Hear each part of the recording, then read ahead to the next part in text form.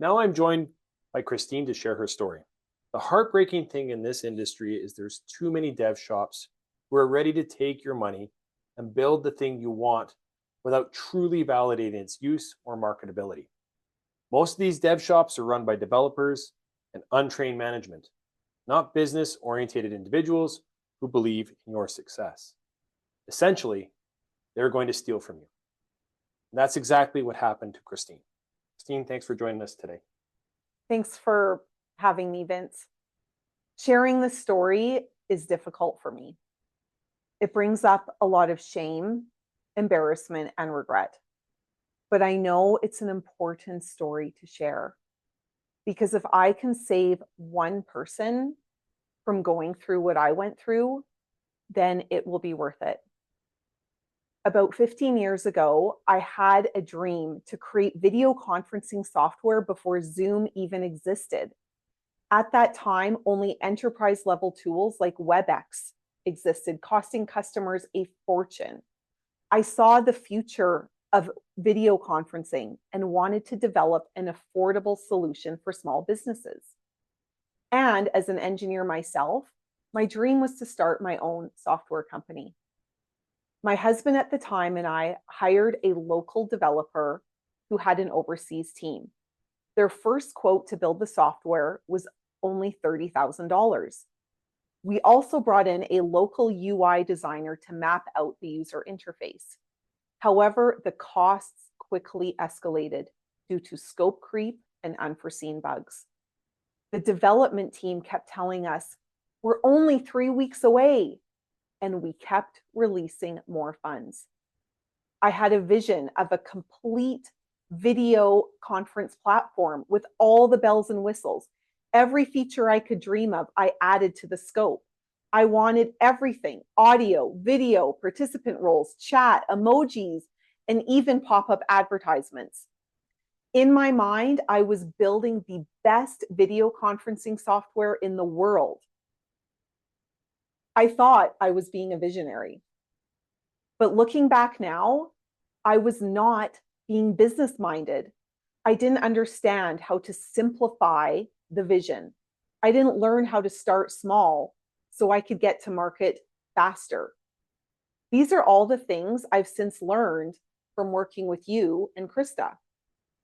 The scope creep was real, but no one told me it wasn't necessary. The development team kept forging ahead and I kept paying them. And so the 3 weeks away pattern repeated for over a year. We dug into our personal savings, then we took out a line of credit, and then we finally had to sell our house and become renters to get the money to pay for it all. We believed this was a temporary sacrifice for a long-term payoff. We were all in on the dream. In the end, we'd invested well over $300,000 of our personal money, and the software still wasn't close to being done. A friend of mine finally stepped in. He is very well respected in the business world, so I was hoping he would somehow help us.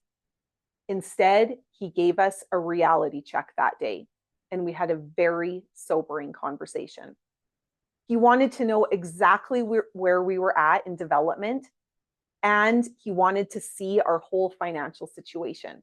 And we told him the truth. We had run out of money, but we were still only 3 weeks away. I remember the moment he looked in my eyes and said, "You have to stop blowing sunshine up each other's asses. You have to stop all development now." Now? I couldn't even grasp what he was saying to me. "Yes, now, Christine. Pick up the phone now and tell them to stop." I had tears in my eyes and I was so shaky I could barely speak. As I tried to hold the phone, I heard the words come out of my mouth. "We need to pull out. We are stopping the project." It was as though someone had died that day. My dream had died. Looking back now, I realize I was stuck in dreamland. I'd gotten so attached to the vision and I lacked the business strategy behind the development scope. Despite my efforts to salvage the project, including seeking venture capital, it was over. We were in financial ruin and heartbreak. The damage had been done. If only I'd known yourself and Krista back then, our software might have actually had a chance. After having worked with both Vince and Krista recently, I know they would have guided me to help prioritize the product features and how to get to market sooner with less features and then scale up from there. Krista and Vince could have helped our story have a different ending. If you have a big vision like I did, whether it's enterprise software or a consumer app, it is so important to hire the right team, to get advisors and experts from the very start. Or better yet, before you even start, to help guide your development. Because you aren't just building a dream, you're building a business. That has been my biggest lesson. And the fastest path to a viable product and the fastest path to cash always wins.